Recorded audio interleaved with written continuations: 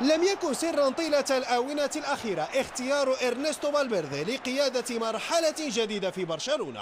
المدرب الإسباني يعود إلى ناد حمل قميصه كلاعب، لكن مهمته هذه المرة ستكون أصعب بكثير، خصوصا أن لويس إنريكي ترك 9 ألقاب في ظرف 3 سنوات.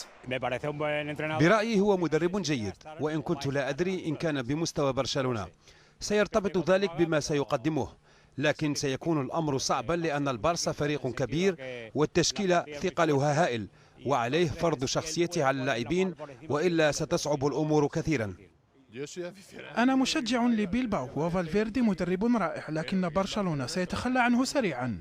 قد يكون لبرشلونة الذي يحتاج للتغيير بعد موسمه السيء مقارنة بريال مدريد، كما يحتاج لتعزيز التشكيلة بأكملها.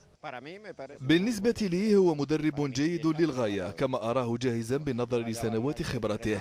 برأيي سيناسب برشلونة.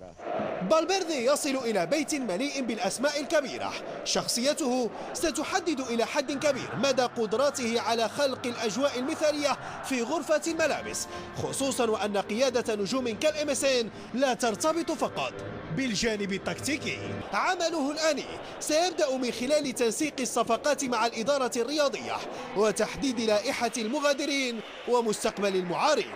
أما اختباره الأول فسيكون أمام الغريم التقليدي ريال مدريد من خلال 3 قمم كلاسيكو، الأولى ودية لكنها بقيمة موقعة رسمية.